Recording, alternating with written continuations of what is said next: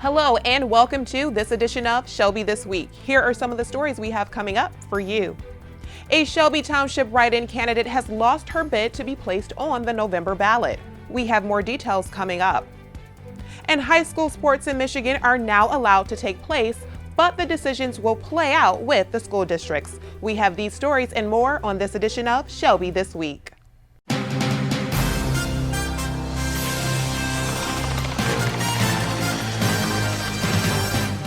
It's the first day back to school for many Macomb County students, and whether they are learning in person or virtually, we can all agree that it's going to be a different kind of school year.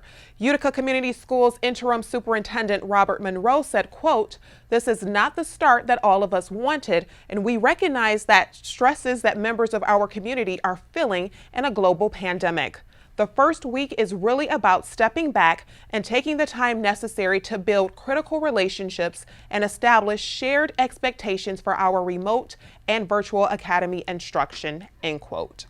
For more information, you may visit uticak12.org or you may call 586-797-1000. On Monday, August 31st, Macomb County Circuit Court Judge Jennifer Fonts denied the request of Elisa Diaz's request to have her name placed on the November ballot. Diaz, who ran a write-in campaign in the August primary election, had previously filed a lawsuit to force the Macomb County Clerk's Office to place her name on the November ballot. Diaz, a Democrat, and her attorney Jim Kelly filed the suit on August 24th, stating that fellow Democrat and County Clerk Fred Miller had misinterpreted state election law that he used in refusing to include her on the ballot. However, Judge Fonts determined that Fred Miller had indeed correctly applied the statute and upheld Miller's decision. Governor Gretchen Whitmer announced on September 3rd that gyms will be allowed to reopen with limitations that include having to wear a mask at all times, social distancing enforcement, and 25% capacity restrictions. Over the past few months, as the COVID-19 cases have decreased, Governor Whitmer allowed some businesses to reopen, including gyms in northern Michigan, but other gym owners were feeling frustrated. Whitmer had previously been in talks with gym owners on how they could all reopen safely. However, due to heavy breathing and excessive sweating that can cause the spread of the virus, Whitmer had previously held off on her decision to allow gyms to reopen. High school sports in Michigan are now allowed to take place, and the decisions on playing now lie with the school districts. Last Thursday, Governor Gretchen Whitmer lifted restrictions that prohibited football, soccer, volleyball, and swim from holding competition. However, the Michigan Department of Health and Human Services recommended that contact sports should not be played. Despite the recommendation, the Michigan High School Athletic Association officially reinstated all fall sports competition to take place. According to the MHSAA, schools are not required to play these sports this fall and may elect to play in the spring instead. However, all postseason competitions for football, boys soccer, volleyball, and girls swimming and diving will take place this fall. Football teams may begin practice on September 8th and will play a shortened 6-game season beginning with their originally scheduled Week 4 games on September 18th. Boys soccer competition has already resumed, while volleyball and swim may begin competition on September 9th. Since regions 1 through 5 and 7 are still in phase 4 of Michigan's Safe Start plan, spectators for indoor and outdoor events are limited to 2 per athlete. Under the new executive order, athletes in all sports except for swimming are required to wear face coverings. Further guidance on this order will be given in the near future. Macomb County has announced 3 new grant programs for businesses that have been affected by the COVID-19 pandemic.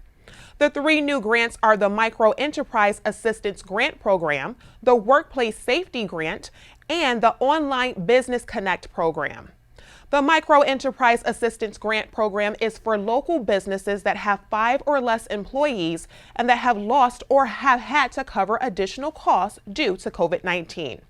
This grant program has up to $2 million available. The Workplace Safety Grant is for businesses with 500 or fewer employees, and up to $10 million is available to reimburse businesses for personal protective equipment and technology. And finally, the Online Business Connect program is available to small businesses to help get them online. Up to $5 million is available for this program. This program will provide vouchers up to $10,000 to in-person businesses that need online options due to social distancing restrictions. Businesses that have already received grant funding through the Macomb County Sustainability Program are eligible to apply for these 3 new grants as well, with the exception that the previous grant funds were not used for any of those expenses mentioned. For more information regarding these grants and to apply, you may visit business.macomb.org/business-Macomb-county-grant-opportunities. Still ahead on Shelby This Week, we take a visit to the Macomb County Animal Control to find out how they've been doing during the COVID-19 pandemic. And September is National Preparedness Month. We'll explain what you need to be prepared for coming up. So stay with us for more Shelby This Week. Touchdown! Oh, did you see that? Whoa, we scored? Yeah, we scored going to the playoffs. I can't believe I missed that. Every time I'm buzzed, I spend too much time on my phone. What? I should take your phone away. No, I'll call for a ride. Hey, why does my face look like that? I'm playing with these new face filters. Okay, you know what? Yep, that's mine. I'm gonna need that back. No. Kevin!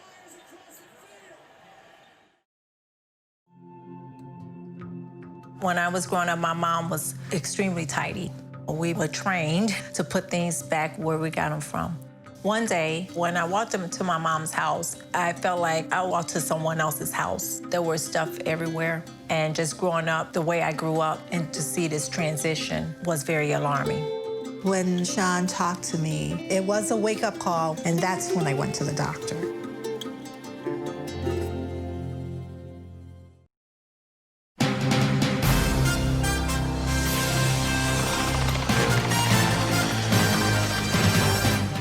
As we all know, COVID-19 has affected many different businesses and services, and one particular service that has also been affected is the Macomb County Animal Control. Stacey Sansatera made a visit to the Macomb County Animal Control to find out more about how they've been affected and how things are going. The COVID pandemic affected Macomb County Animal Control in a variety of ways. At the time of the first lockdown, the shelter had over 100 animals in their care. But rest assured, our Macomb County Animal Control was up to the challenge. And thank God I have amazing staff because we were able to get most of all those animals into immediate foster care.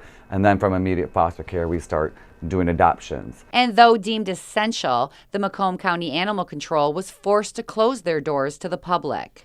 Initially, it affected us in the series of we couldn't have people entering the building, which was hard. So we had to kind of really quickly think of how we were going to interact doing our community outreach, showcase our animals for adoption, and those were pretty challenging moments.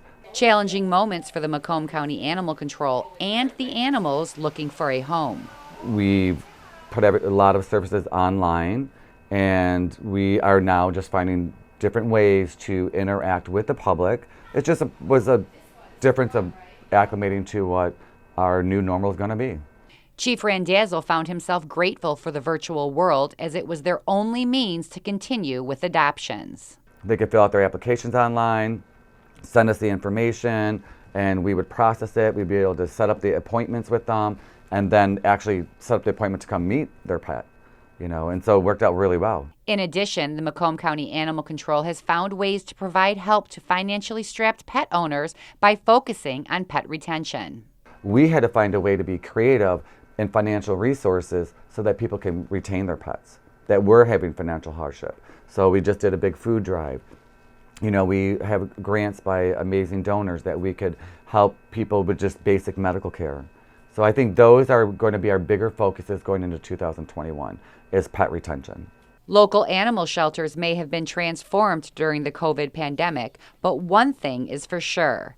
Shelters will never run out of animals in need. The big question, right? So why should anybody come to Macomb County Animal Control to adopt a pet? Well, one, I think it's important that those people looking for residents, looking for to adopt a pet, right? These pets are from your community, right? They came into our building, maybe it's a stray, confiscation, neglect case, whatever it is. They're from your community. And if you want to make an impact in your community, then this should be your first stop. For Shelby This Week, I'm Stacy Sansatera.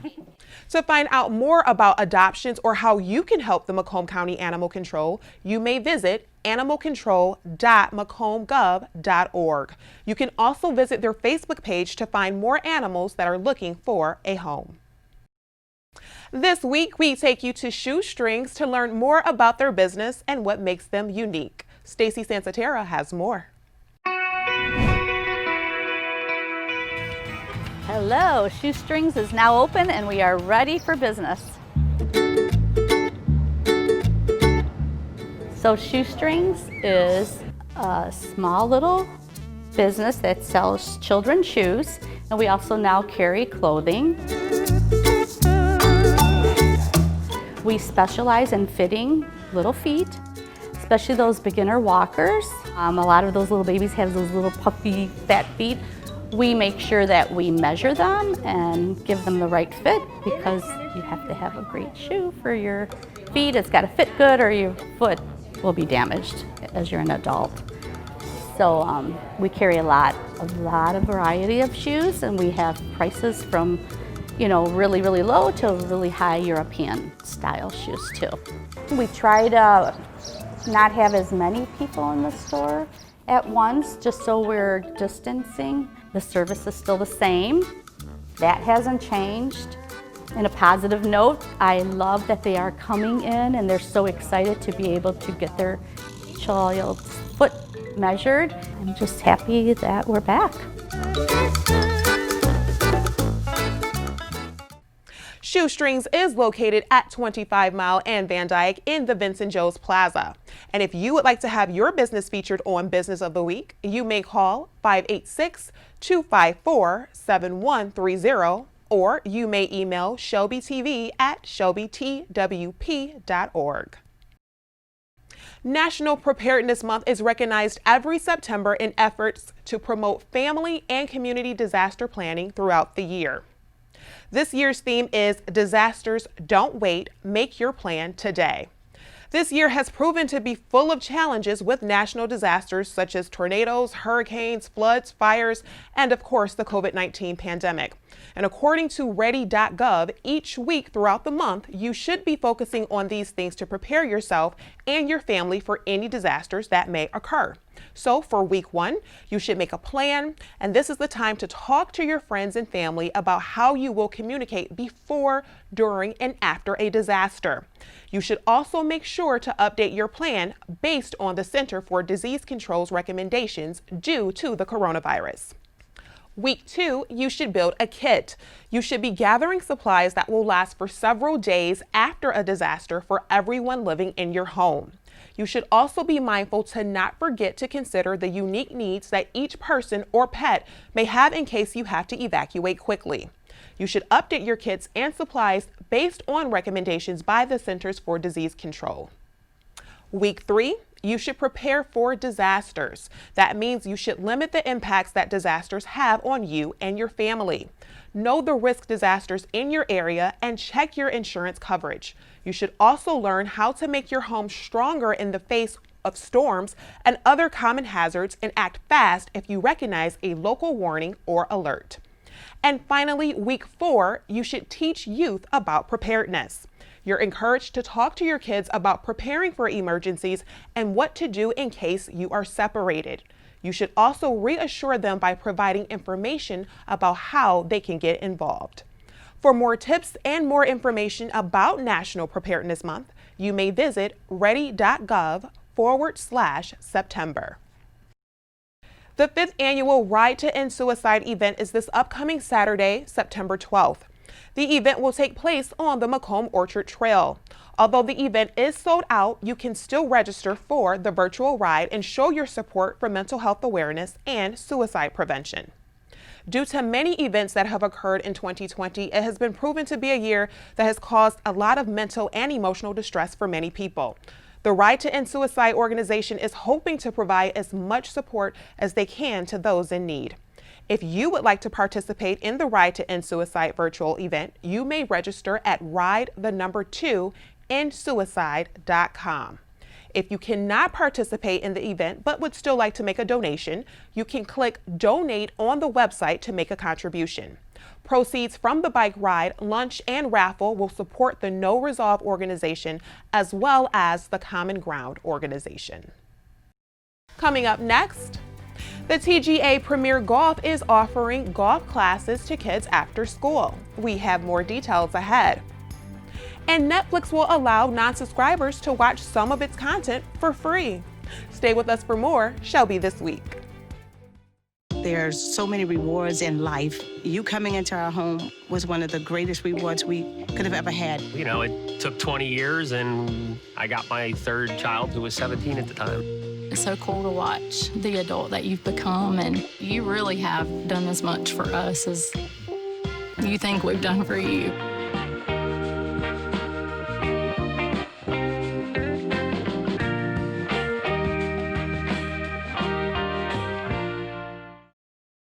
$145 over 92. 180 over 111. I had a heart attack, a cardiac arrest, and then a stroke. This is what high blood pressure looks like. You might not feel its symptoms, but the results from a heart attack or stroke are far from invisible or silent. Get back on your plan or talk with your doctor to create an exercise, diet, and medication plan that works for you. Go to loweryourhbp.org. If I would have followed a treatment plan, I would not be in this situation.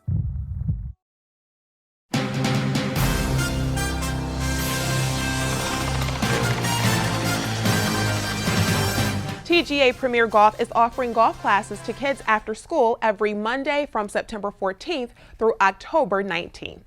Kids in grades K through 6 will have the opportunity to learn putting, driving, and more. And they'll also learn additional athletic and academic skills, and all of the equipment will be provided. The cost is $119 for 6 weeks and will be hosted at the Shelby Township Activities Center. You may register your child online at shelbytwp.org/parks. For additional information about the golf classes, you may also contact Dave Robinson at drobinson@golftga.com, or you may call 248-252-0208. The Utica Antiques Market will be open this weekend and will showcase thousands of items from all over the country with pieces from all periods. The event is considered to be the largest outdoor all-antiques market of its kind in southeastern Michigan. The event is Saturday, September 12th from 8 a.m. to 5 p.m. and Sunday, September 13th from 8 a.m. to 4 p.m.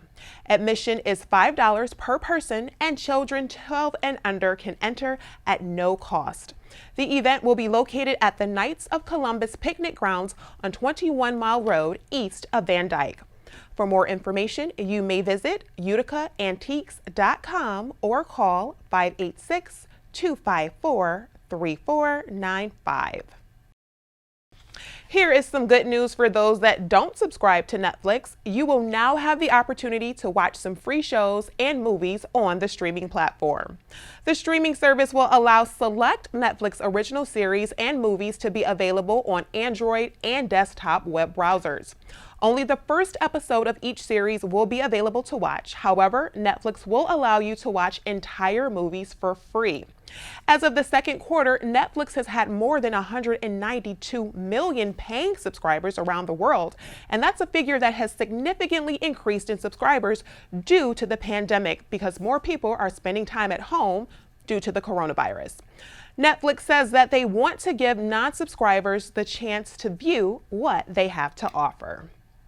That's all we have for this edition of Shelby This Week. Remember, you can always watch us on Facebook and just search Shelby TV. We will leave you with some scenes of some Shelby Township scenery. So enjoy, stay safe, and thank you for watching.